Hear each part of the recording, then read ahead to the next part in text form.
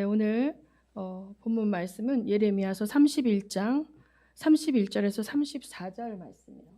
먼저 우리 말씀 제목을 한번 읽어보겠습니다. 시작. 하나님을 섬기면서 우상을 섬기는 자가 되지 말라. 이 말씀은 이제 본문과는 직접적인 연관은 없어요. 그런데 이제 오늘은 좀 심각하게 이제 말씀을 증거하려고 합니다. 우리가 우리 서진교회나 또 어느 정도의 믿음이 있는 사람들은 교회를 다니면서 절에를 간다거나 교회를 다니면서 어떤 깎아놓은 우상에 절하는 사람은 사실 잘 없어요. 근데 제가 여기에서 말하는 우상이라는 것은 하나님께서 하나님이 아닌 하나님을 우리가 만들어 놓은 이미지의 하나님, 내가 만들어 놓은 관념 속의 하나님을 내가 섬기는 것을 말하는 것이에요. 구약 성경에 이스라엘 백성이 망한 것은 그들이 살아계신 하나님, 자기의 뜻을 나타내시는 그 하나님을 따라가지 않고 자기들이 만들어 놓은 하나님을 섬기기 원했기 때문이거든요. 그래서 성경이라는 것은 약속이고 언약이에요. 성경 말씀은. 자, 성경 말씀을 나누면 어떻게 나눠집니까? 구약과 신약으로 나눠지는 거예요. 구약이라는 말은 오래된 언약이라는 뜻이고 신약이라는 말은 무슨 말이에요? 새 언약이라는 뜻이에요. 새 언약. 근데 오늘 읽었던 이 예레미야서 31장 31절에서 34절 말씀은 새 언약에 대해서 말씀하시는 본문이에요. 새 언약에 대해서 말씀하시는 본문이 선지서들 가운데 많이 나옵니다. 에스겔서에도 나오고 이사야서에도 나오고. 그러나 예레미야서에는 딱 내가 이스라엘 집과 유다 집에 새 언약을 맺으리라. 이건 뭐예요? 미래형이에요. 그렇죠? 예레미야는 이제 남왕국 유다가 멸망하기 직전의 선지자예요. 제가 요새 예레미야서를 묵상하고 있거든요. 예레미야서를 읽고 있는데 예레미야는 얼마나 힘들었을까.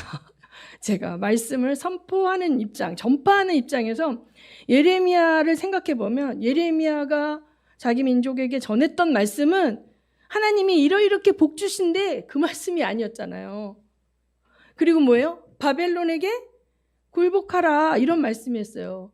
민족주의적 관점, 애국주의적 관점에서 보면 도저히 받아들여질 수 없는 말씀을 예레미야는 평생 전했던 사람이거든요.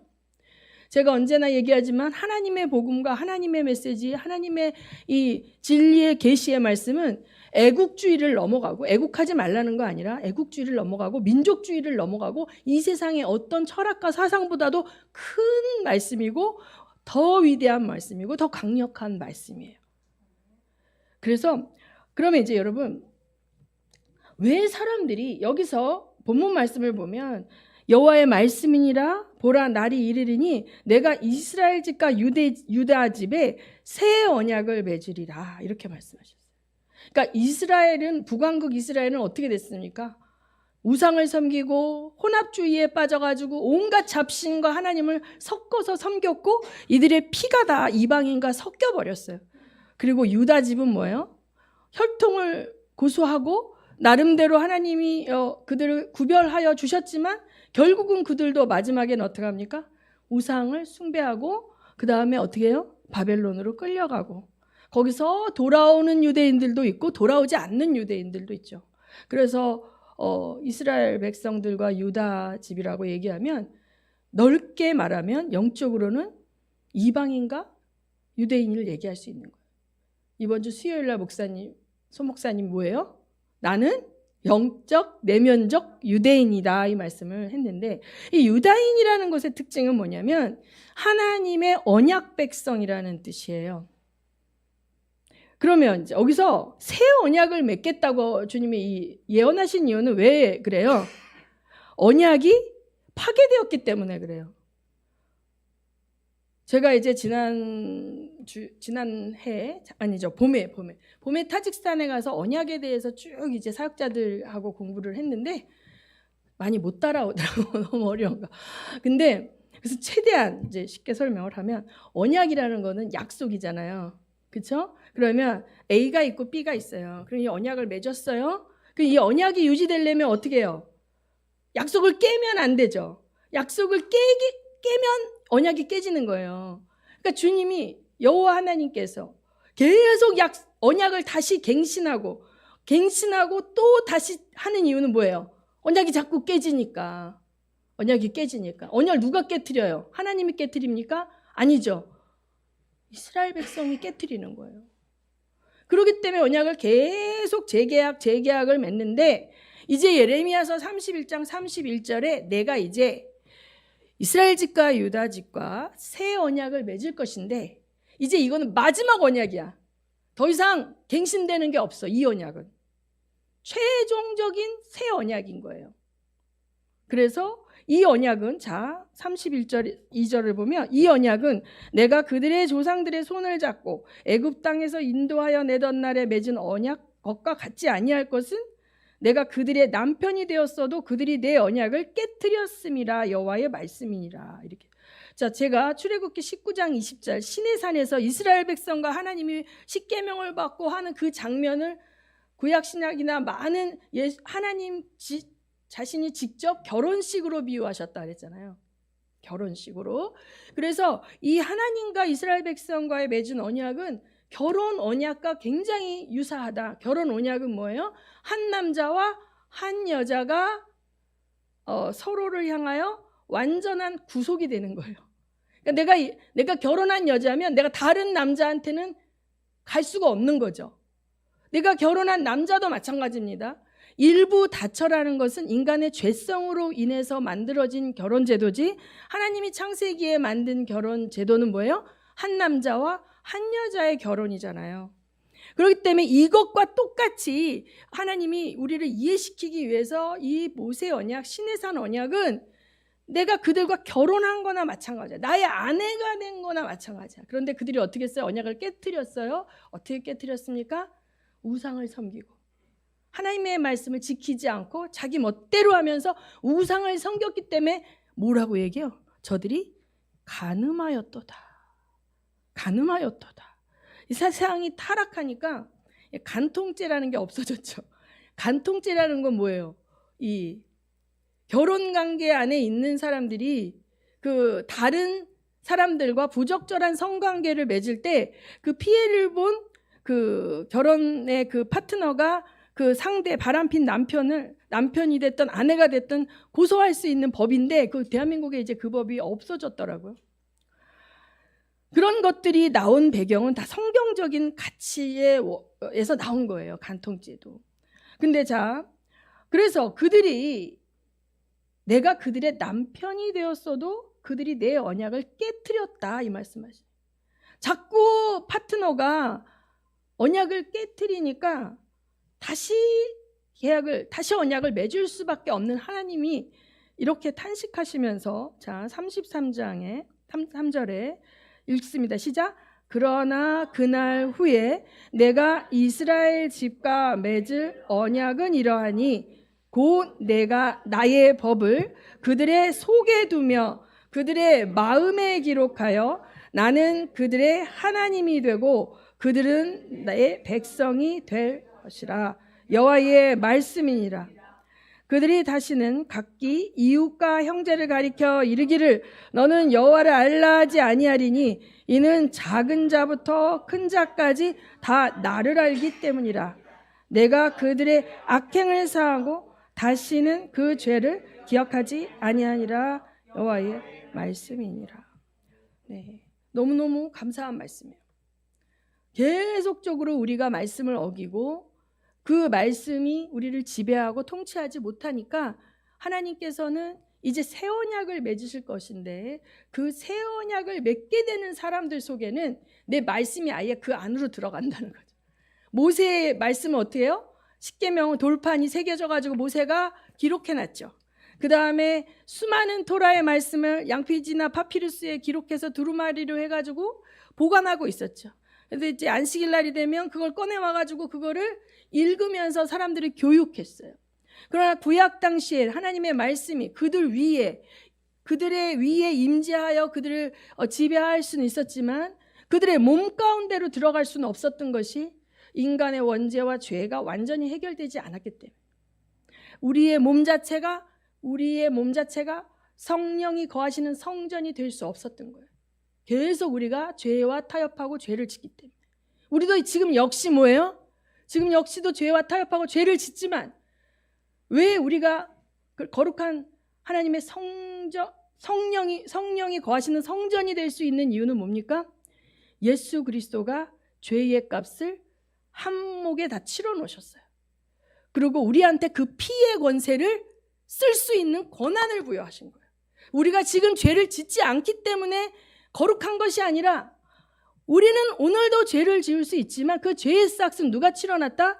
예수 그리스도가 치러놨고 그 피의 권세를 우리에게 어떻게 사용할 수 있도록 언약 백성에게 허락했기 때문에 우리 안에 있는 죄의 권세를 무력화시키고 정결케 할 수 있는 그러한 능력이 우리 자체에게 뭐예요? 주어져 있기 때문에 우리가 죄를 짓고 회개하면 성령께서 얼마든지 우리 안에서 나의 영과 혼과 육을 지배하며 역사하실 수 있는 거죠. 근데 우리가 그거를 잘 쓰지 못하니까 우리의 영이 침체되어 있고 혼과 육의 지배를 받아서 마치 구약의 이스라엘 백성들이 엉뚱한 대로 끌려다니면서 노예살이 하듯이 종노릇 하듯이 우리도 믿는 자도 뺑뺑이를 돌고 있는 거예요. 그러나 이 구약의 언약과 새 언약의 차이는 뭐예요? 우리는 바로 우리 안에 즉시 here and now 즉시 거룩한 백성의 권세와 예수 이름의 능력을 쓸 수 있는 엄청난 권한이 부여되어 있다는 거죠. 할렐루야. 아멘. 그런데 자, 사람들이 왜 우상을 섬기고 왜 이스라엘 백성들이 그렇게 우상을 만들었을까요? 왜 그랬을까요? 우리 32장 1절 출애굽기 32장 1절 25절 한번 봅니다. 출애굽기 32장 1절 25절은 자, 좀 빨리 좀 보면 백성이 모세가 산에서 내려옴이 더딤을 보고 모여 백성이 아론에게 이르러 말하되 일어나라 우리를 위하여 우리를 인도할 신을 만들라. 이 모세 곧 우리를 애굽 땅에서 인도해낸 사람은 어찌 되었는지 알지 못함이니라. 여러분 있습니다. 시작. 아론이 그들에게 이르되 너희의 아내와 자녀의 귀에서 금고리를 빼어 내게로 가져오라. 모든 백성이 그 귀에서 금고리를 빼어 아론에게로 가져가매 아론이 그들의 손에서 금고리를 받아 부어서 조각칼로 새겨 송아지 형상을 만드니 그들이 말하되 이스라엘아 이는 너희를 애굽 땅에서 인도하여 낸 너희의 신이로다 하는지라. 아론이 보고 그 앞에 제단을 쌓고 이 아론이 공포하여 이르되 내일은 여호와의 절일이니라 하니 이튿날에 그들이 일찍이 일어나 번제를 드리며 화목제를 드리고 백성이 앉아서 먹고 마시며 일어나서 뛰놀더라. 자, 32장 7절에 보면 여호와와 모세는 지금 시내 산 위에 있어요. 여호와께서 모세에게 이르시되 너는 내려가라. 내가 애굽 땅에서 인도하여 낸 내 백성이 부패하였도다. 그들이 내가 그들에게 명령한 길을 속히 떠나 자기를 위하여 송아지를 부어 만들고 그것을 예배하며 그것에게 제물을 드리며 말하기를 이스라엘아 이는 너희를 애굽 땅에서 인도하여 낸 너희 신이라 하였도다. 자, 이 말씀을 보면 이스라엘 백성이 송아지 우상을 만들어 놓고 그걸 하나님이라고 얘기했어요. 송아지 우상을 만들어 놓고 송아지 신에게 빈 게 아니라 송아지 우상을 만들어 놓고 그거를 자기들의 애굽에서 이끌어내는 신이라고 얘기해요.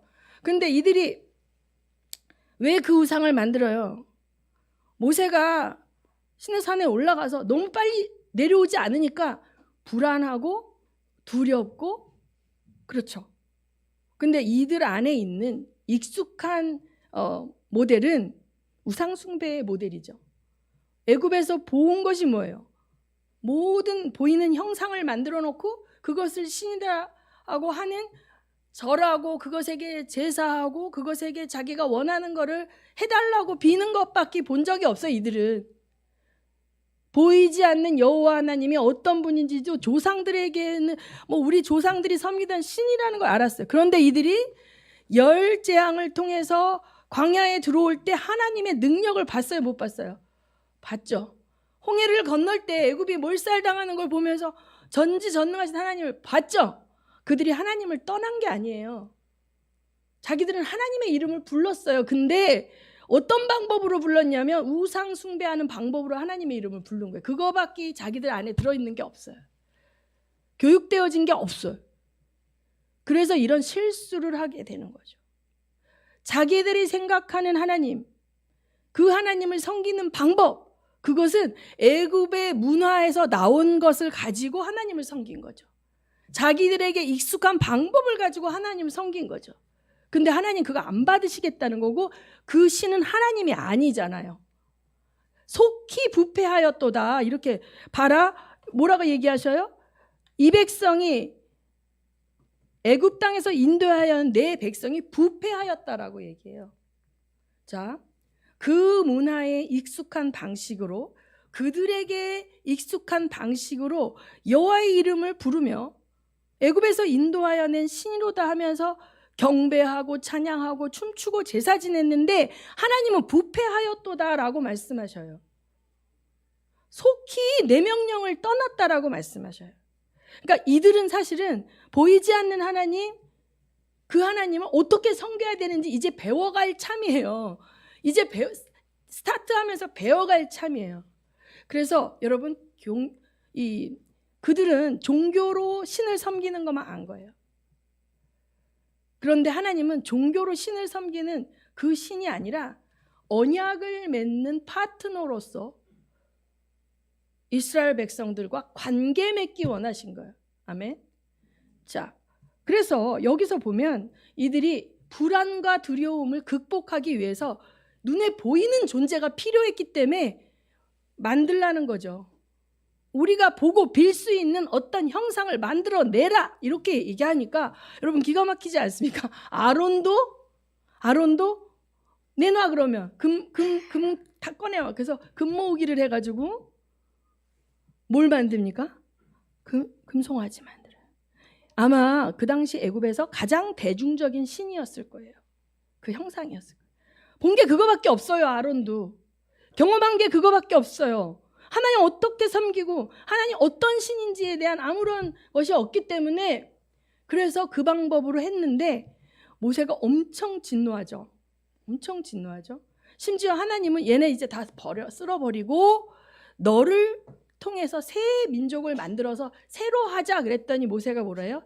차라리 내 이름을 생명책에서 지워버리실지언정, 만약에 이들을 끌어서 다 쓸어버리면 다른 이방 국가에서 뭐라고 얘기하겠습니까? 저들의 신이 저들을 끌어내서 광야에서 몰살시키고 그러면 여호와의 명예가 어떻게 되겠습니까? 하면서 막 이제 모세가 읍소하며 하나님의 진노를 멈추죠.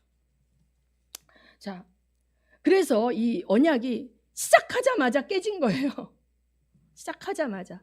그래서 뭐냐면 언약이라는 것은요, 하나님과 어떤 대상, 어떤 민족이 됐던 개인이 됐던 그 대상이 서로 관계를 맺고 하나님이 이게 1대1 평등한 언약이 아니죠. 하나님이 갑이에요. 정확하게 말하면 하나님이 갑이고 우리가 을인 관계의 언약인 거예요. 왜냐하면 하나님이 공급자시고 하나님이 혜택을 베푸시는 자기 때문에 하나님이 주도권이 있는 거예요. 언약, 이 계약에 있어서. 그래서 하나님이 세팅해 놓은 거를 네가 따라올래 말래, 따라가겠습니다 하면 이게 언약이 되는 거거든요. 그래서 언약을 맺는 거예요. 그래서 언약을 맺었는데 따라가겠습니다 아멘 아멘 해놓고 안 따라가니까 자꾸 언약이 깨지는 거죠. 이해되세요? 그래서 언약이 자꾸 깨지는 이유는 하겠다고 하고 안 하니까 깨지는 거예요.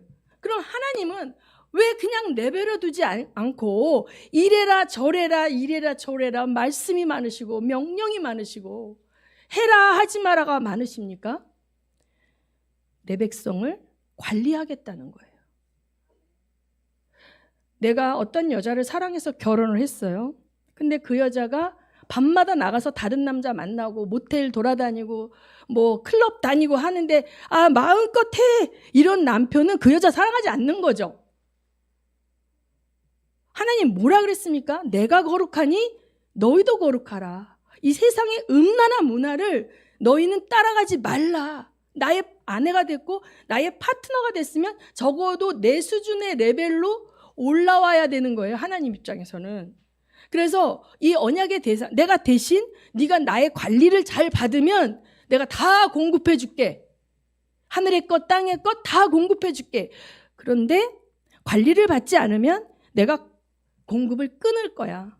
그 공급이 끊는 이유는 너를 사랑하지 않아서가 아니라 네가 그 공급이 끊어지면 내가 하나님의 관리를 안 받고 내 마음대로 했다는 걸 깨닫고 돌아가서 하나님의 말씀 앞에 순종함으로 하나님의 관리 가운데로 들어가야 되겠다라는 걸 알라는 뜻으로 내가 너를 관리할 건데 말 잘 들으면 복을 주고 말 안 들으면 회초리를 준다. 이게 구약의 법이에요. 그렇죠?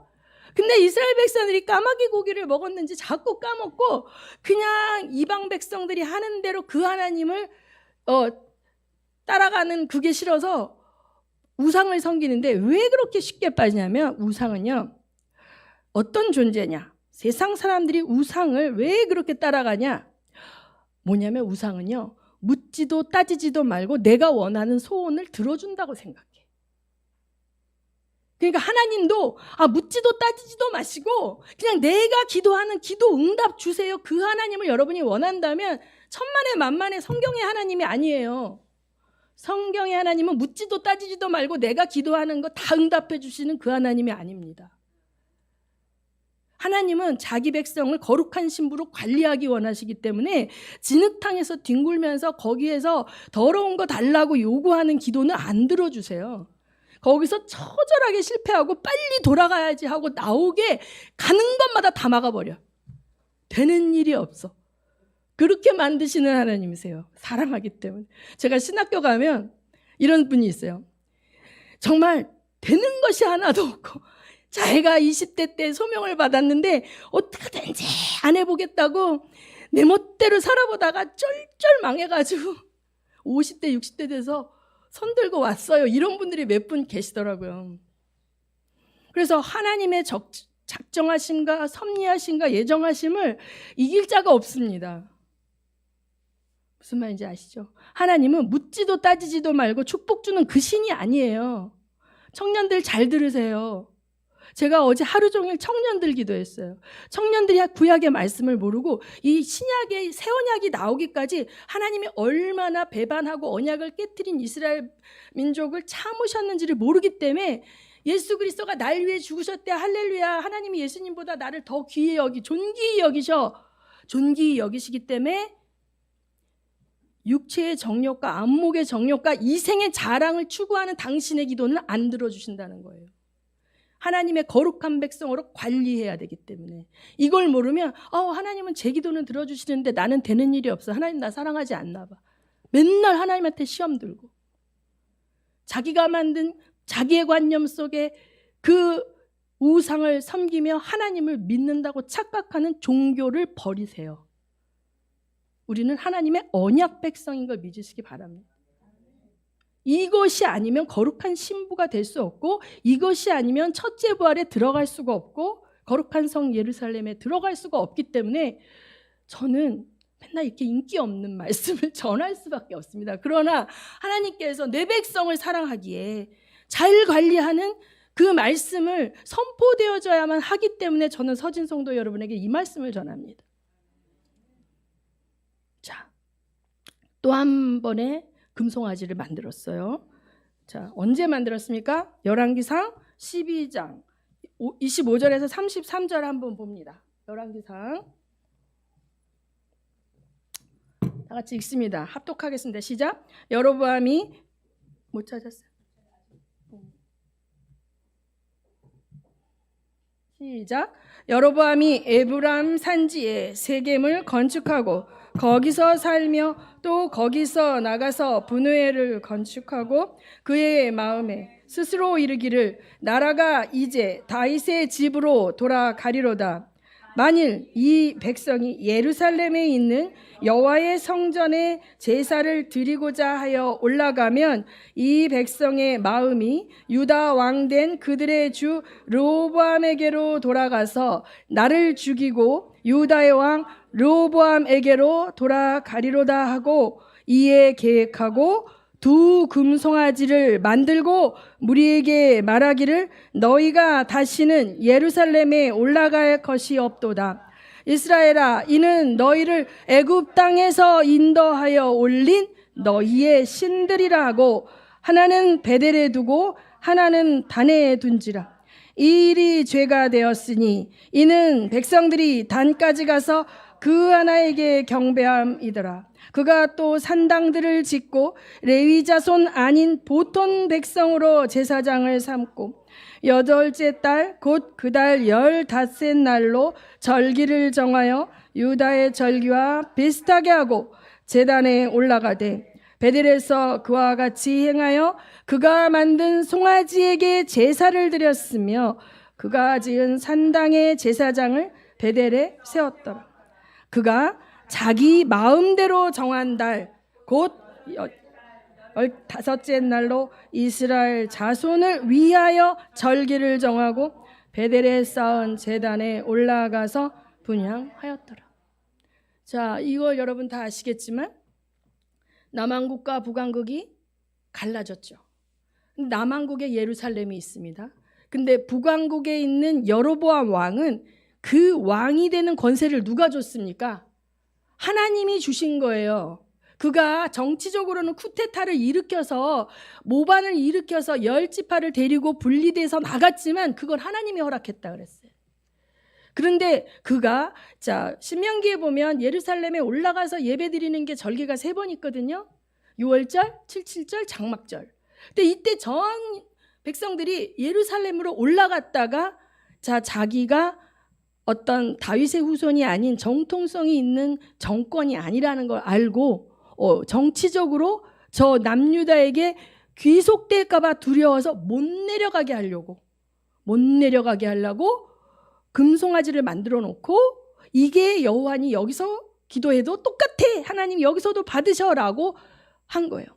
이 여로보암이 만든 금송아지는 정치적인 이유로 만들어진 거죠. 그런데 하나님의 말씀을 알았던 백성들이라면 어떻게 했을까요?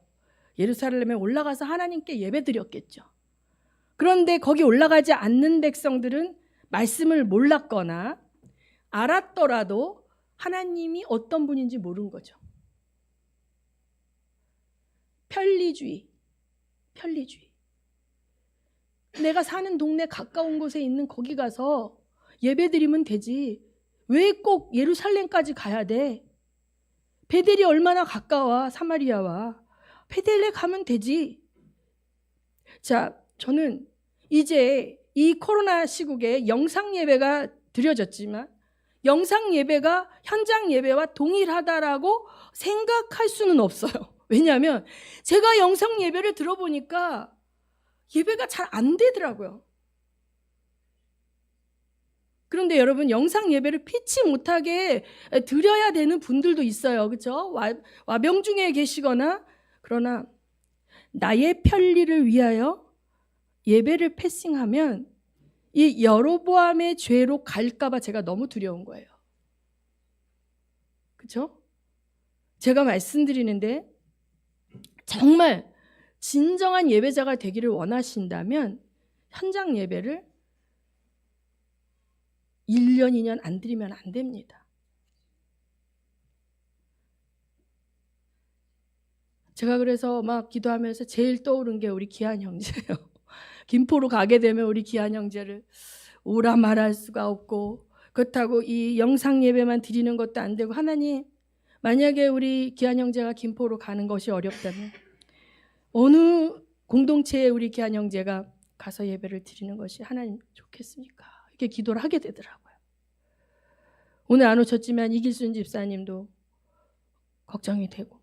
자, 여러분 이게 편리주의, 그러니까 우리가 이제 서진교회 공예배에 나오셨고 왔지만 뭔가 더 또 영적인 갈급함이 있고 더 배우고 싶어서 어떤 유튜브를 통해서 어떤 예배, 우리 서진교회의 말씀의 포인트하고 조금 다른 쪽의 포인트를 하는 어떤 그런 설교를 듣는 거는 괜찮습니다. 그런데 영상 예배의 대체로 계속 갖고 가게 되면 여러분이 진정한 예배자로 살기가 참 어려운 거를 인정하셔야 돼요. 우리의 죄성 때문에. 이 편리주의가 이 여로보암의 죄를 만들었고, 제가 이제 영국 가서 강의할 게 여호와의 절기예요. 여호와의 절기는 시간과 때를 하나님께서 다 정해 주셨고 명령하셨어요. 그렇기 때문에 이스라엘의 절기가 아니에요. 여호와의 절기예요. 하나님의 역사와 경륜을 이끌어 가시는 시간표가 그 여호와의 절기 속에 세팅되어져 있고, 그것을 모형으로 보여주고 그 안에 예수를 보여주고 메시아를 보여주기 위하기 때문에 여호와의 절기예요. 근데 여기서 뭐라 그래요? 이스라엘 백성의 절기를 누가 만들어요? 여로보암이 만들어요. 레위 지파 아닌 사람으로 제사장을 세우고 하나님이 정한 시간을 피해서 여기서 예배드려요. 하나님이 정한 시간과 똑같이 하면 다 글로 갈까 봐 그걸 피해서 여기서 하는 거예요. 이 편리주의와 인본주의가 하나님의 예배를 갉아먹고 있습니다. 지금 이 시대에. 자, 여기 예배 나오는 건요, 기본이에요. 이거는 하나님이 아쉬울 게 없어요. 여러분이 여기 예배 안 나오시고 현장 예배 안 나오셔도 하나님 입장에서는 아쉬울 게 없어요. 하나님께서 여러분의 경배를 받지 않으신다고 해서 그분이 경배에 목말라 하시는 분이 아니거든요. 만물이 주님을 경배하잖아요. 오늘 찬양처럼. 여기 예배에 나오고 이 예배를 통해서 하나님과 교통하라는 건 누구를 위해서예요? 우리를 위해서예요. 우리를 위해서. 우리를 위해서 여기서 성령께서 선포되어지는 말씀과 임재로 우리 영을 새롭게 하고 우리 영을 강건케 해서 이 악한 세상 가운데 들어가서 살아낼 힘을 주는 거죠.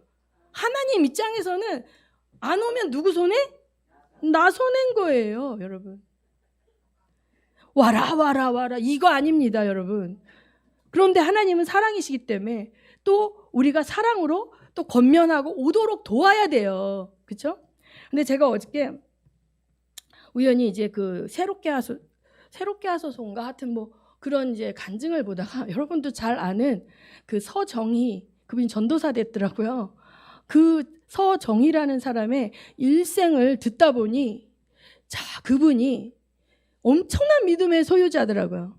그러니까 아주 어린 나이에 뭐 17, 8살에 길거리 캐스팅 돼가지고 그 이제 그 광고 모델이 되고 그 해태제가 이 껌도 선전하고 이랬는데, 이 사람이 20살도 되기 전에 그 어떤 사람한테 이렇게 해서 결혼했잖아요. 그런데 이제 그 신우가 전도를 했대요. 그 신우가 전도를 해서 처음에 부흥회 갔는데 너무 이상하더라는 거지. 막 사람들이 막 소리 지르고 막 하는데 너무 이상했는데, 워낙 이 사람이 눌려서 살았더라고요. 그 가정에서. 그리고 이 성격 자체가 너무 내성적이었대요. 그리고 자기 외모에 자신이 없었대. 그 외모를 갖고 자존감이 낮아서 그래. 그러니까 아버지가 안 계시고 엄마가 과부인데 딸 넷하고 아주 어렵게 살았나 봐요. 그래서 이민 가려고 준비하다가 이제 영어 배우러 다녔대요. 학교를 중퇴하고 미국 가려고. 그 당시 동남아 사람들이 한국에 돈 벌러 오듯이 그 당시는 한국 사람들이 아메리칸 드림에서 미국만 갈 수 있으면 가면 뭐 이렇게 되게 뭔가 이렇게 좋은 부자가 될 수 있고 꿈을 이룰 수 있다 해서 그런 일들이 많아가지고 이모가 초청을 해서 초청장이 와서 영어를 공부하면서 이제 학원을 다니다 길거리에서 이제 캐스팅 돼가지고 그 길로 가버린 거예요. 연예인 길로 들어갔는데 성격이 내성적이다 보니까, 그리고 자기 외모도 자신이 없다 보니까 이게 너무 힘든 거예요, 연예인 생활을 하는 게. 그런데 나이 많은 어떤 개그맨 남자가 확 해가지고 이제 결혼을 했잖아요. 그래서 결혼해서 애 낳고 막 이러고 있는데 집에 있는 게 편한 거야. 사람들 앞에 나서고 뭐 이런 거보다 가정에서 그냥 이렇게 있는 게 편한 거예요. 근데 애 키우고 이러는 와중에 그 신우가 전도를 해서 부흥회를 갔다가 첫날 하나님 만난 거예요. 청난 성령의 역사로 말미암아 막 눈물 콧물이 나면서 그 밤에 부흥회를 갔는데 막 기도하다 보니 새벽 기도까지 그냥 온라인을 하면서 그렇게 강하게 하나님을 만나서 그 부흥회를 매일매일 쫓아가고 그 다음에 진짜 교회 가서 살았대요. 하나는 들쳐업고 하나는 안고 갔대요, 교회에. 그리고 교회에서 기도하다가 쫓겨났대. 그만 집에 좀 가라고. 왜냐하면 부교육자들 퇴근해야 되는데. 그러니까 이렇게 하나님을 강하게 만났잖아요. 그럼 하나님이 이 사람 인생에 만사형통 복의 복을 주셔야 되잖아요. 한 여자로서 겪을 수 있는 가장 처절한 인생을 겪었어요. 남편이 바람핀뿐만 아니라 남편한테 맞기도 하고 그 집에서 그런 인생을 살았는데 그 남편 한번 구원해 보겠다고 몇십 년 기도해서 구원해서 거듭났는가 하더니 또 사고치고 돈 날리고 막 이렇게 하고 결국은 가정이 깨졌잖아요. 결국은 가정이 깨졌어요. 그런데 이 얘기하더라고요. 제가 하나님 자기 자신을 몰랐고 뭐 교회 위에서 기도하고 선교 위에서 기도하고 뭐 위에서 기도했는데 자기가 누군지 몰랐고 자기를 위해서는 기도가 안 나갔대. 그만큼 자존감이 낮은 거예요. 그런데 자기는 집안에 숨어 있는 게 그렇게 좋았대요. 근데 하나님 그 집을 깨버리죠. 자기가 숨어있던 은신처와 같은 은밀한 처소와 같은 자기 집만큼은 자기가 에덴으로 만들고 싶었던 거기마저 풍지박산이 났어요. 하나님 그렇게 잔인하신 신입니까? 하나님은 예수 믿는 사람들이 잘 되는 꼴을 못 보시는 하나님이십니까? 그것이 아니에요. 왜냐하면 이 세상은 하나님께 100% 순종하는 사람들로만 이루어진 세상이 아니에요. 하나님과 거역하고 반역하고 끊임없이 죄를 짓고 죄와 타협하고 사탄 마귀에게 속아서 악행을 저지르는 사람하고 함께 섞여서 살아야 되는 곳이 이 세상이에요. 내 남편이 그런 사람이라면 그가 벼락 맞아 죽어야 됩니까? 그가 돌아올 때까지 기다리는 동안 그가 저지른 악행에 대한 고통을 겪어내고 도망가지 않고 기도하는 그 사람을 통해서 하나님 그 가정 변화되기를 원하지 않겠습니까? 그래서 믿는 자가 고난을 겪습니다. 묻지도 따지지도 말고 만사형통을 주는 신이 아니에요. 우리 하나님은 이 세상을 변화시키기 원하고 나로 인해서 내 가정이 변화되기 원하고 나의 기도로 인해서 대한민국이 변화되기를 원하시는 하나님이기 때문에 적들의 공격과 악에 포로된 자들이 나를 후려치는 그 속에서도 다윗과 골리앗의 싸움을 하면서 서 있어야 되기 때문에 풍랑과 파도를 피할 수 없는 게 사실은 성도의 삶입니다. 그런데 만사형통 내가 기도만 하면 내 응답 다 들어주시는 하나님, 나를 위로하고 격려하는 하나님, 그 하나님만 찾으니까 여러분이 시험 드는 거죠.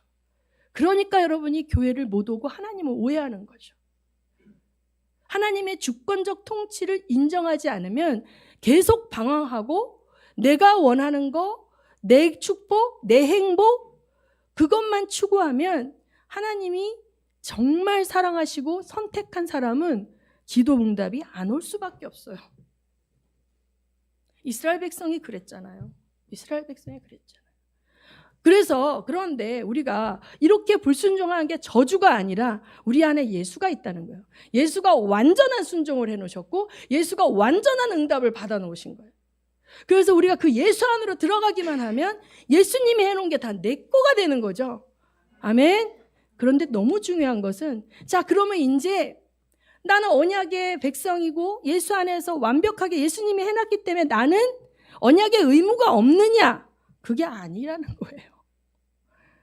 우리는 예수님의 관리를 받아야 되는 거예요. 오히려 더 강하게 관리를 받아야 돼. 왜냐하면 구약의 백성은 회당에 가서 책을 보기까지는 자기 집에 성경책이 없었어요. 그런데 우리는 집집마다 성경책이 몇 권씩 있을 뿐만 아니라 성령 세례 받은 우리는 성령께서 우리 안에서 말씀을 하시기 때문에 내가 더 근접거리에서 더 디테일하게 너를 관리하겠다 신부로. 그 하나님의 그 관리를 내가 받기 싫으면 언약이 깨지는 거예요. 그럼 언약의 축복이 내 인생에 절대 오지 않습니다. 다른 데서 취할 수 있겠죠. 만몬을 통해서 올 수도 있고 이 세상 신이 주는 어떤 것들을 먹으면서 갈 수가 있겠죠. 그러나 하나님께서는 포기하지 않으신다면 언약 안에서 약속된 축복을 주시는 줄 믿으시기 바랍니다. 기싸움하지 마시고 하나님의 통치와 말씀 앞에 굴복하시고 순종하시면 하나님이 책임지고 복을 주세요. 서진교회가 이사가는 게 바로 그 증거입니다. 우리 돈도 없잖아요. 근데 사모님이 단독 건물을 받대잖아요. 근데 내가 속으로 꿈도 야무지다. 그러네 단독 건물 예비하셨잖아요. 그렇죠? 왜요? 우리가 하나님이 누가 나를 위하여 갈고 할 때 더 큰 돈 많은 교회, 더 큰 자원 많은 교회도 있지만 서진교회가 세워질 때 서진교회는 서진 선교를 위해서 세워졌는데 하나님께서 세우셨는데 그 서진 사명에 대해서 아직 우리가 교회가 약하고 아직 우리가 힘이 없고 주님 성도 한 300명 되면 그때 시작할게요가 아니라 즉시 순종하는 그 순종 가운데 하나님 나머지 채워주시는 거예요. 이게 교회에만 이러겠습니까? 우리의 인생도 마찬가지예요. 하나님이 도저히 복을 줄 수 없는 걸 붙들고 복 달라 복 달라 하면 그것은 여호와 하나님을 섬기는 게 아니에요. 금송아지를 만들지만 않았지만 내 안에 있는 그 하나님의 개념은 성경에 나오는 그 하나님이 아니라 내가 만드는 다른 신이에요, 여러분. 이 우상이 너무 무서운 거예요. 마지막 때에 성도들에게. 여러분이 그런 우상을 섬기는 종교인이 되지 않기를 원합니다. 예수의 거룩한 신부는 신랑 대신 예수를 위해 목숨을 버릴 수 있는. 자, 그 서정이라는 그 전도사가 그렇게 맞으면서 난리치고 이혼이 됐잖아요. 이제 됐잖아요, 하나님. 근데 유방암이 걸렸더라고. 유방암이 걸려가지고 이제 항암 치료받고 유방을 전절제를 했대. 근데 그 얘기를 하더라고요. 애들을 어렸을 때부터 뭐 주화하고 수화만 안 할 때 앞에 앉고 뒤에 업고 가서 교회에서 살고 애들 뭐 부흥했더니 뭐 그렇게 컸던 아이들이 걔네들은 그랬겠지. 와, 우리 엄마 너무 지겨워. 애들이 똑똑하고 또 이제 큰 애는 되게 똑똑하더라고요, 딸이. 그래서 걔가 미국으로 유학 가서 변호사도 되고 뭐 이러는데 엄마 품을 떠나자마자 교회 떠난 거예요. 너무 지긋지긋했다 이거지. 엄마 품을 떠나자마자 교회 떠났어요. 그랬는데 이 딸도 이혼한 것 같더라고요. 근데 이제 딸이 엄마가 유방암 수술을 받으러 들어갈 때 자기가 뭐가 기뻤냐 간증을 하는데 처음에 이랬대. 하나님 이제 그만할게요. 만신창이가 됐고 전 국민이 보는 수치를 당했으면 그게 막 질질 끌려가는 거야, 엘리베이터. 그러니까 너무 수치를 당했고 가정은 깨졌고 결국은 이혼했으면 이제는 됐잖아요. 막 이랬다는 거예요. 근데 웬 유방암, 그만해도 되지 않을까. 이렇게 했는데 마지막입니다, 주님. 이렇게 기도했는데 수술하러 들어갈 때 자기 딸이 엄마 걱정하지 마. 엄마 나올 때까지 내가 계속 기도하고 있을게. 이렇게 말하더라는 거예요.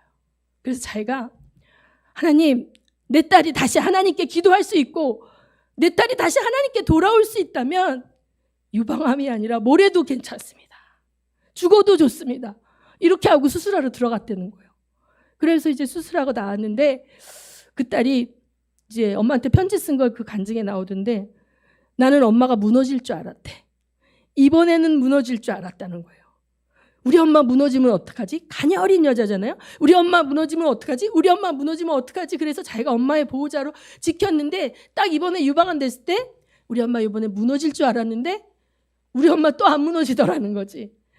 엄마는 나보다 강한 여자였어. 이렇게 얘기해드려요. 근데 엄마가 강한 게 아니라 그 안에 하나님이 강한 하나님이죠.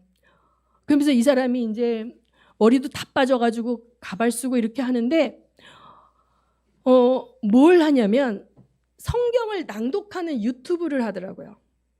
근데 엄청 차분한 목소리로 되게 성우처럼 잘하더라고요. 근데 자기가 너무 비참하잖아요. 이제 몸까지 다 머리도 다 빠지고 그랬는데 그 두 평 되는 그 녹음실에 가서 성경을 읽으면서 또박또박 뒤에 배경음악도 없앴대요. 그리고 자기 얼굴도 안 띄운대요. 그냥 말씀 띄우면서 또박또박 읽을 때 자기는 너무 놀라운 경험을 했다는 거예요.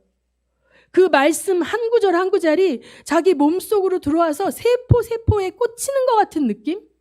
그 여름에는 에어컨도 못 틀고 하는 그 2평짜리 공간에서 말씀을 녹음하는 그 순간에 말씀으로 오신 하나님과 자기가 완전히 하나 되는 시간이라는 거. 그걸 경험했다는 거예요. 그리고 굉장히 얼굴이 동안이에요. 나보다도 나이가 많은데. 근데 이렇게 얘기하더라고요. 그 사회자한테. 하나님과 교통하는 시간은 이 세상에 흘러가는 시간이 아니고 영적인 시간이잖아요. 그래서 세상 시간이 멈추기 때문에 자기가 안 늙는다고 이렇게 얘기하는데 이 사람이 엄청난 믿음의 소유자였구나. 근데 자, 기복신앙의 관점으로 보세요. 이 여자보다 기도한 사람 누가 있어? 애들 둘 끌고 가서 밤을 새서 기도하고 쫓겨나도록 기도하고 호텔방에서 쫓겨난 적도 있대. 방언에서. 그런데 이 사람의 삶이 얼마나 처절해요. 하나님이 잔인해서가 아닙니다. 그러면 이 세상이 악하고 파트너가 악하고 세상이 악해서 오는 고난과 환난 가운데 우리가 하나님을 원망하면 언약은 깨져요. 왜냐하면 배반하니까. 근데 어떤 고난이 와도 이 사람은 하나님을 믿어요. 자, 조강지처라는 말이 무슨 말이에요? 조와 겨 껍질을 먹으며 어려움을 함께 겪어낸 어린 날에 얻은 아내를 조강지처라 그러는 거예요. 그런데 살만해진다고 조강지처 버리고 바람피는 남자들 많잖아요. 자, 그러니까 이 조강지처, 하나님과 우리의 사이가 어떤 환난과 어려움 속에서도 함께 고난을 겪어내는 그 관계를 하나님이 원하시는데, 그 백그라운드의 환경 속에 하나님을 대적하고 반역하고 불순종하는 속에 있으면 성도가 그들이 저지른 그거에 대한 위기와 리스크를 함께 감당해 갈 수밖에 없는데, 그걸 하루아침에 해결해 주지 않는 하나님을 나를 사랑하지 않는다고? 묻지도 따지지도 말고 복 주는 하나님만을 원하고, 그러면 결국은 그 하나님 말씀대로 행하시고 거룩을 원하시는 그 하나님을 따라갈 수가 없는 것입니다, 여러분. 마지막 때에 왜 그렇게 배교자가 많이 내겠습니까? 신령과 진정으로 예배드리고 하나님의 말씀을 지켜야 되고 거룩하게 살아야 되고 혼전 순결을 지켜야 되고 일부 일처제를 지켜야 되고, 그러한 말씀이 야 그건 무슨 조선시대나 이렇게 되는 시대가 되면 내가 믿는 하나님은 그런 거 요구하지 않아도 복 주시는 하나님이야. 이 하나님을 만들고 사람들은 그 하나님을 따라가는 거예요. 그리고 그런 걸 얘기하는 교회를 다니면서 하나님을 믿는다고 얘기하는 거죠. 지금 어떤 시대냐면요, 여러분. 얼마 전에 가상화폐 거래소가 하나가 파산을 됐나 보더라고요. 그 사장 이름은 모르겠는데 젊은 애예요, 20대. 근데 그 친구가 어떤 돈이 워낙 많으니까 어떤 섬에서 사는데, 그 여자친구가 있는데 거기에서 사는 애들이 한 12명인가 된대요. 근데 거기는 뭐냐면 남자도 있고 여자도 있는데 그냥 파트너를 바꿔가면서 자고 싶은 애하고 자면서 사는 그런 조직이라는 거예요. 근데 이 사람이 민주당의 정치 자금을 2위로 기부한 사람이에요. 1위는 조지 소로스고. 자, 이런 시대가 됐거든요. 자, 젊은이들 혼전 순결 유지하고 1대1의 결혼, 한 남자와 한 여자의 결혼, 하나님이 창조하신 성은 죽을 때까지 바꿀 수 없는 그 하나님이 나에게 부여하신 것, 이러한 창조의 주권을 인정하는 이 하나님의 말씀이 철진한 철학이 되고 사람들에게 꼰대, 꼴통, 바보라고 비웃음을 당해도 이 길을 갈 수 있어야 돼요, 여러분. 청년들. 예수 믿고 하나님 믿는 것이 묻지도 따지지도 말고 내 기도 응답 들어주는 그 신을 따라가는 게 아닙니다. 그런 신은 성경 안에 존재하지 않습니다. 이 세상 철학보다 더 큰 하나님의 뜻이 있습니다. 하나님의 기준이 있습니다. 그 하나님의 뜻에 우리가 관리받는 자가 된다는 거예요. 예수를 믿는다는 것은. 그 관리를 거절하는 사람들은 교회에 오지 않고 영상 예배 여기저기 드리면서 내가 어떠한 스트레스 받지 않고 압박받지 않고 관람자가 되는 거죠. 예배 관람자. 영화를 보듯이 예배를 관람하는 거죠. 내가 예배자가 되는 게 아니라. 그래서 우리가 돌아보기 바랍니다. 제가 이 말씀을 전하게 된 계기는, 사실 제가 교회 와서 저 방에서 기도할 때 하나님 앞에 기도하다가 어떤 그림을 봤어요. 어떤 그림을 봤는데 깜짝 놀랐어요. 하나님의 사람들이 하나님께 막 기도해, 뭘 달라고. 하나님께서 줘. 그럼 주면 그 옆에 있는 어떤 존재에게 그걸 막 먹여주는데 애야, 애. 뚱뚱하고 비만인 아기의 모양을 찬 어떤 존재에게 그걸 계속 입에다 넣어주는 거예요. 자, 하나님께 받아서 우상에게 넣어주는 거야. 자기가 하나님이라고 믿는 우상에게 다 갖다 헌납하는 그 모습을 봤어요. 그래서 이 모습을 보고 기도하면서 오늘 말씀을 여러분 준비했습니다. 여러분, 제가 우리 막내 외삼촌을 전도를 했어요. 제가 20대 때 일가 친척, 이제 믿은 지 얼마 안 되면 일가 친척 전도 많이 하잖아요. 우리 외삼촌에게 복음을 전했습니다. 복음을 전했는데 언제 얘기했는지 모르겠지만 우리 외삼촌이 그 싱크대 대리점을 했거든요. 한남동에서. 근데 이제 그 대리점을 하는 날 우리 이제 저가 갔죠. 갔는데 우리 외숙모는 언니들이 교회를 다녀. 우리 외숙모는 친정 언니들이 다 교회를 순복음교회를 다녔던 것 같고 자기는 교회를 안 다녔어. 근데 우리 외삼촌은 내가 전도를 했지만 영접을 하지 않은 상태. 복음을 들었어. 근데 영접하지 않은 상태. 근데 우리 외삼촌이 거기다 이만한 상을 차려놓고 돼지 대가리 놔두고 고사상 차려놓고 고사 지내면서 우리 외숙모한테 야 너도 절해. 돈 벌려면 여기다 절해. 이렇게 얘기하는 거예요. 그러고 본인이 넙죽 절을 하는데 제 가슴이 쿵 떨어지는 거예요. 가슴이 쿵 떨어졌어요. 근데 우리 외숙모가 싫어 난 절 안 할 거야. 교회는 안 다녔어요. 싫어 난 절 안 할 거야. 나 돈 안 벌어도 돼. 이렇게 얘기하고 절을 안 하더라고요. 애기 없고. 그런데 1년 뒤에 우리 삼촌이 오토바이 타고 가다가 뒷바퀴가 빠지는 바람에 뇌진탕으로 세브란스 응급실에서 연락이 왔어요. 너무 기가 막힌 거죠. 저는 막 가가지고 응급실에서 막 울고 하는데 우리 외숙모가 애기 없고 수정이 조카 예수 하나님 잘 믿으니까 제발 기도해서 삼촌 좀 살아나게 해줘봐. 막 이렇게 얘기하고 제가 기도하겠습니다. 그러고 들어갔어요. 응급실에 우리 삼촌이 누워있더라고요. 내가 막 울면서 하나님 기회를 주십시오. 아직 구원받지 못했습니다. 제발 하나님 지옥을 면하고 천국 갈 수 있도록 한 번만 기회를 주십시오 하면서 그 발을 잡고 내가 막 기도를 하는데 갑자기 그 장면이 확 떠올라.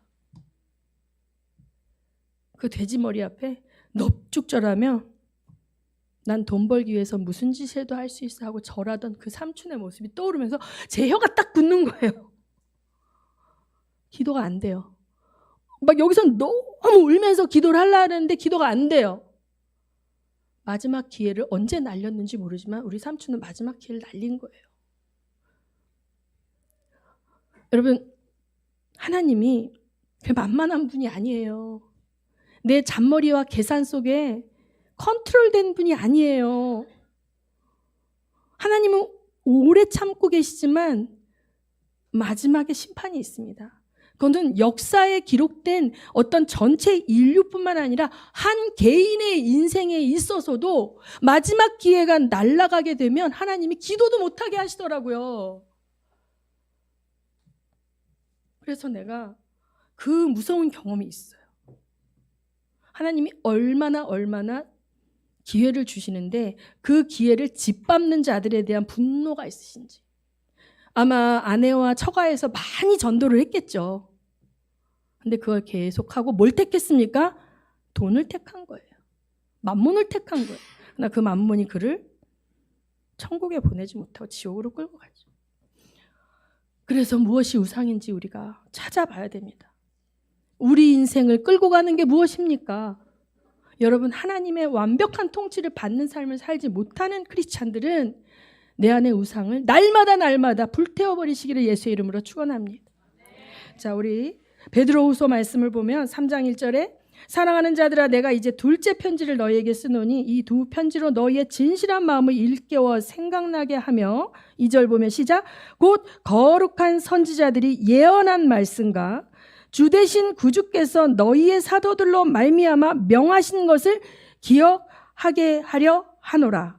3절에 먼저 이것을 알지니 말세에 조롱하는 자들이 와서 자기의 정욕을 따라 행하며 조롱하여 이르되 주께서 강림하신다는 약속이 어디 있느냐? 조상들이 잔으로부터 만물이 처음 창조될 때와 같이 그냥 있다 하니 이는 하늘이 옛적부터 있는 것과 땅이 물에서 나와 물로 성립된 것도 하나님의 말씀으로 된 것을 그들이 일부러 잊으려 함이로다. 자, 여기 말씀에 보면 하나님을 조롱하고 야 맨날 망한다 말세 그러는데 몇천 년 동안 하나도 안 망해 라고 하는 자들에게 하는 말씀이죠. 그래서 하나님이 말씀하신 걸 기억하게 한다는 거예요. 사도들은 끊임없이 하나님 앞에 우리가 설 날이 있다라는 거죠. 이 땅에 보이는 이 삶이 다가 아니라는 거, 그것을 기억시켜줬어요, 성도들한테. 그래서 여기 보면 3장 8절에 보면 사랑하는 자들아 주께는 하루가 1000년 같고 1000년이 하루 같다는 이 한 가지를 잊지 말라. 이렇게 얘기합니다. 자, 그 다음에 히브리서 10장 26절 29절 봅니다. 시작.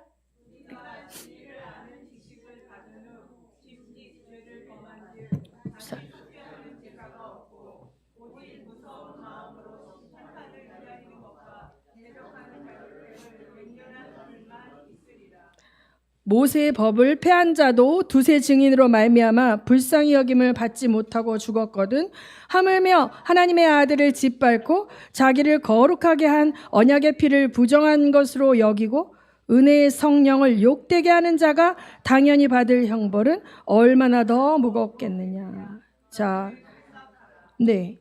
자, 그래서 이 새 언약은 예수 그리스도로 말미암아 예수 그리스도가 언약의 당사자가 되셨죠. 그래서 우리에게 마태복음에 보면 이 잔을 받아 마셔라, 이 떡을 먹어라 하면서 그게 새 언약이에요. 아까 우리가 본문에 읽었던 예레미야의 새 언약의 예언을 실제로 실행하신 분이 누구예요?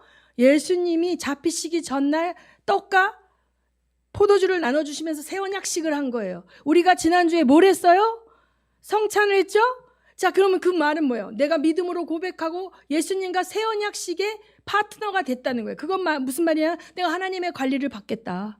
성령의 통치를 받겠다라는 약속을 계속 하고 있는 거예요. 그렇죠? 이 관리를 받겠다는 거예요. 거룩함을 유지하겠다는 거예요. 그 약속을 받아서 우리가 살고자 할 때 성령께서 우리를 도와주시는 거예요. 그거에 관심도 없고 복만 달라고 하는 사람을 하나님은 무조건 복 주는 그런 것이 아니에요. 똑같습니다. 왜냐하면 구약의 하나님이 지금 우리의 하나님이시고 그 언약의 프로세스 가운데 새 언약이 왔는데 이 새 언약이 마지막 언약이랬잖아요. 그래서 이 언약을 깨버리면 더 이상 끝장이 나는 거예요. 구약에 그게 깨도 이제 마지막 새 언약을 믿었으면 됐지만 이건 이제 마지막 파이널이기 때문에 이것을 예수를 무시하고 예수를 짓밟으면 다시 할 방법이 없다 이 말이에요. 그래서 예수를 부정하고 성령을 부정하면 이제 끝이라는 거예요. 언약을 다시 바꿀 수가 없다. 자, 히브리서 12장 3절 13절 읽습니다. 3절 시작. 너희가 피곤하여 낙심하지 않기 위하여 죄인들이 이같이 자기에게 거역한 일을 참으신 일을 생각하라. 너희가 죄와 싸우되 아직 피 흘리기까지는 대항하지 아니하고 또 아들들에게 권하는 것 같이 너희에게 권면하신 말씀도 잊었도다. 일러스되 내 아들아 주의 징계하심을 경히 여기지 말며 그의 꾸지람을 받을 때에 낙심하지 말라. 주께서 그 사랑하시는 자를 징계하시고 그가 받아들이신 아들마다 채찍질 하심이라 하였으니 너희가 참음은 징계를 받기 위함이라. 하나님이 아들과 같이 너희를 대유하시니 어찌 아버지가 징계하지 않는 아들이 있겠지요. 여기까지 읽겠습니다. 자, 징계는 다 받는 것이거늘 너희에게 없으면 사생자여 친아들이 아니라는 거예요. 그러니까 그러므로 하나님이 우리를 관리하고 계시면 우리에게 징계가 있어요. 하나님이 포기하시면 징계가 없죠. 그렇죠? 그래서 만사형통 랄랄랄라가 하나님의 사랑이 아니라 하나님이 징계하시고 관리하시고 거룩의 길로 이끌어 가시는 사랑 가운데 내가 내 자식들, 내 자녀들, 내 언약의 백성들을 내가 관리하겠다. 어떻게? 말씀으로, 성령으로. 근데 이걸 짓밟고 내 맘대로 할 거야. 그런 거 없어. 우리 교회 목사님은 그렇게 말 안 했어. 어느 유튜브에서는 그렇게 말 안 했어. 그리고 네가 원하는 그 하나님 따라가? 그럼 네가 만든 우상이야. 그건 하나님이 아니야. 그렇죠? 이것은 너무 무서운 것은 이제 마지막이기 때문입니다. 이게 마지막이기 때문입니다. 자, 그래서 여러분을 협박하려고 제가 이 말씀을 전한 게 아니라 우리 서진 성도들은 다 거룩한 신부가 될 줄로 믿고 우리가 내 삶이 좀 어려워도 내가 원하는 대로 풀리지 않아도 하나님이 여러분을 사랑하지 않는 게 아니라는 사실을 믿으시고 하나님 앞에 더 가까이 나가시는 여러분 되시기를 예수 이름으로 축원합니다. 이 시간에 우리 기도하시겠습니다. 하나님의 거룩한 신부로 하나님의 관리를 받는 우리가 되게 하신 주님을 찬양하며 감사하며 통성으로 기도합니다.